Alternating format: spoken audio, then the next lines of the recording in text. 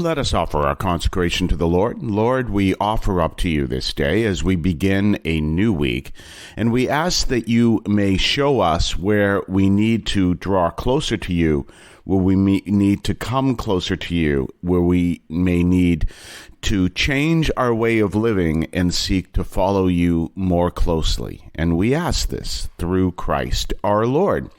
Well, it is Monday, of course, of the 13th week of Ordinary Time, and we are well into summer as well. I shouldn't say well into, we're, the first full week of summer, and well into June, obviously, and as we go through summer and get prepared for the 4th of July next week, we look at some of the interesting teachings that we see today.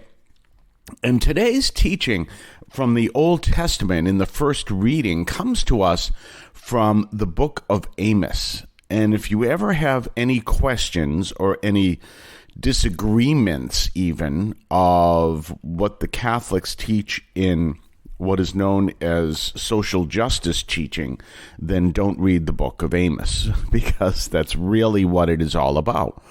And the book of Amos is really all about reminding people and actually correcting people for their injustice ways where they're acting unjustly, either in a social context, in an economic context, or in a religious context, and they don't care.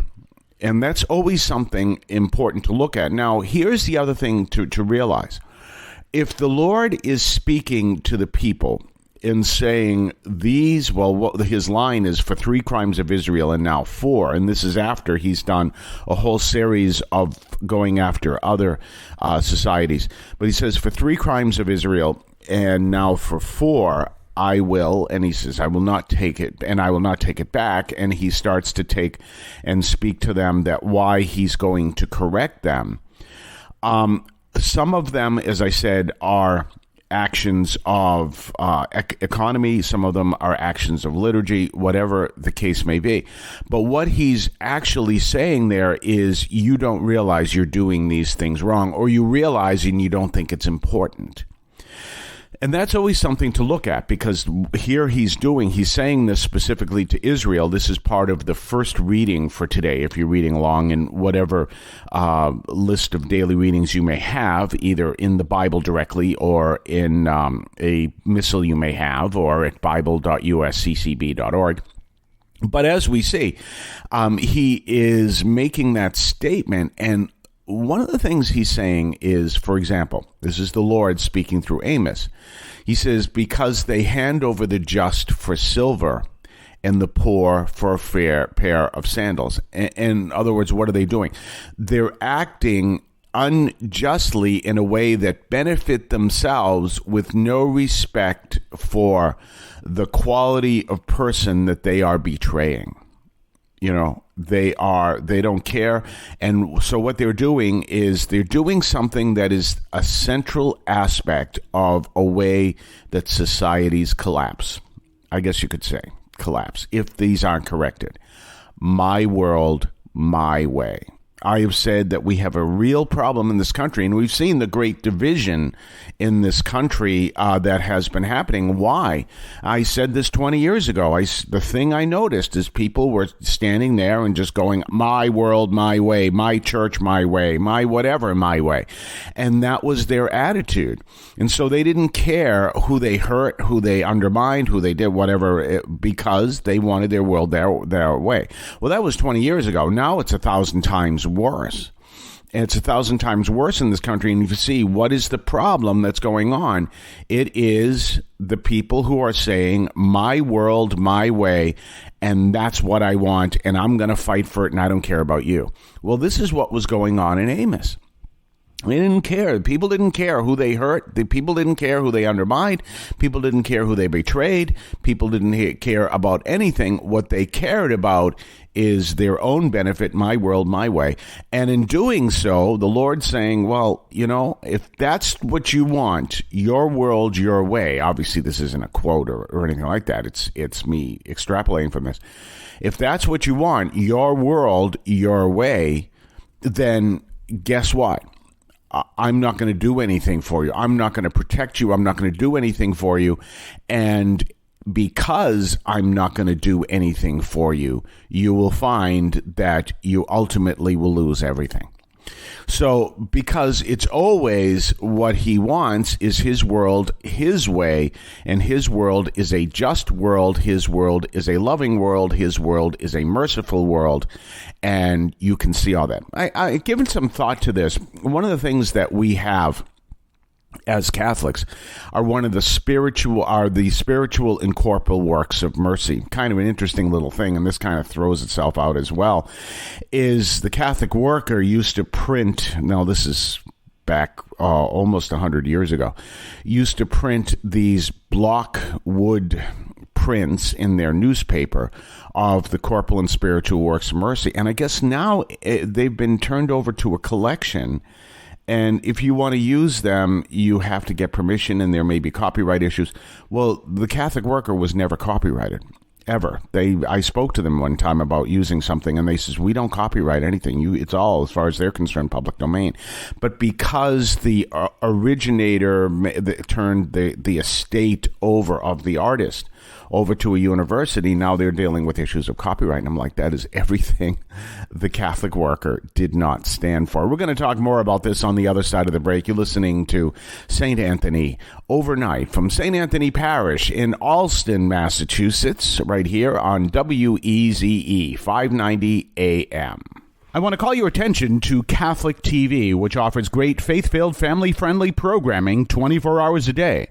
You can find your cable channel at www.getcatholictv.com, and you can watch online on the free apps or check out the YouTube channel. Daily Mass, Rosaries, the Divine Mercy Chaplet, and the Our Lady of Perpetual Help Novena are all available online and on demand. Check out CatholicTV.com. And don't forget our own website, CatholicAudiomedia.com. That's CatholicAudiomedia.com. Check out our website. Check out the archives of the show. Check out what you can find over there at CatholicAudiomedia.com.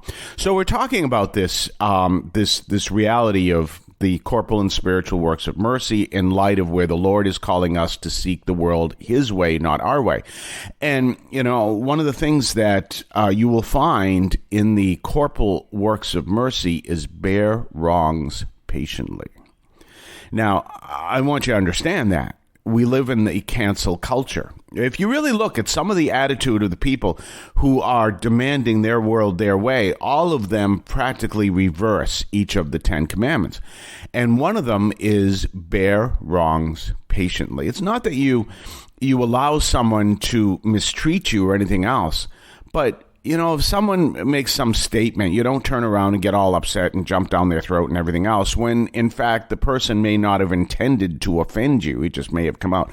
You may correct them gently, you may do whatever, but this whole thing of just attacking them and everything else, there's nothing Christian about that. There's nothing at all that's rooted in our faith. And so if you start attacking back, well, you're not bearing wrongs patiently.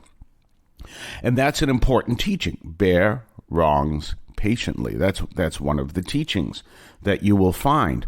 Well, kind of an interesting thing that goes with this. I was listening to Dennis Prager recently, and he brought up something interesting. He said that the very last of the commandments, he's coming from his own perspective, which is Jewish, and that's in the book of Exodus. The very last of the commandments is do not covet your neighbor's goods. And one of the reasons for that, he says, that builds resentment. He says all evil comes from resentment.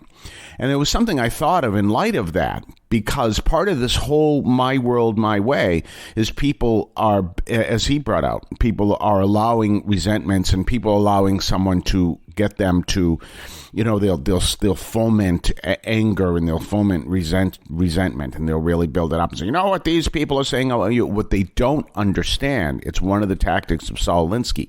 That's how then you get the people to do what you want. People, and this is one of the things he didn't bring up. I don't know if he knew it or not.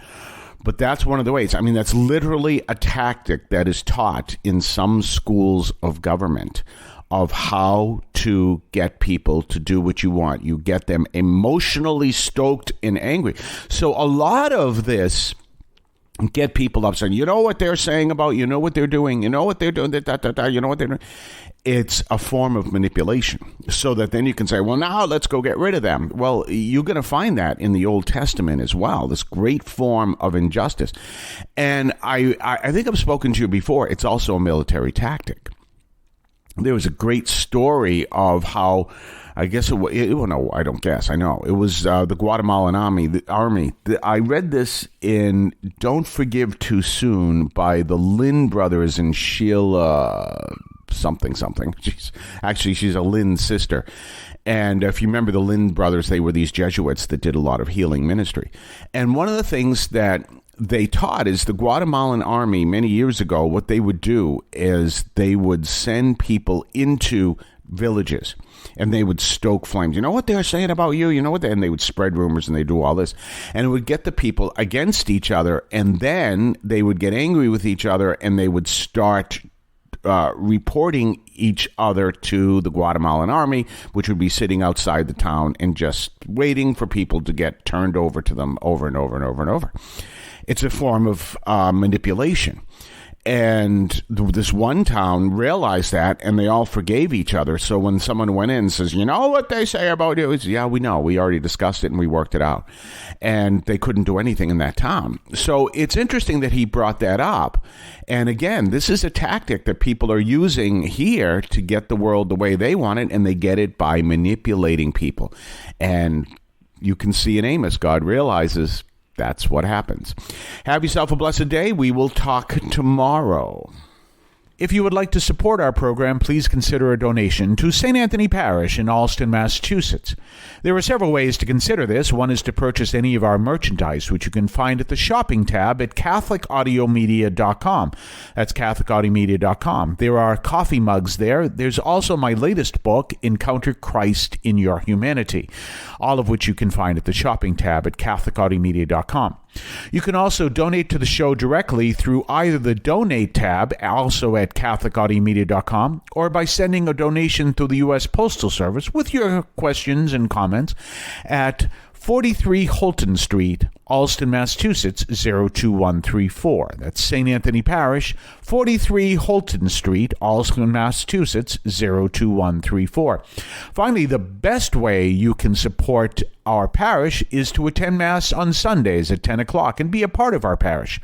We thank you for any support you would like to give to St. Anthony Parish in Allston, Massachusetts, the sponsoring parish for this media outreach to Catholics and other Christians in the WROL, WEZE, and podcast listening audience. In Cristo vivimos.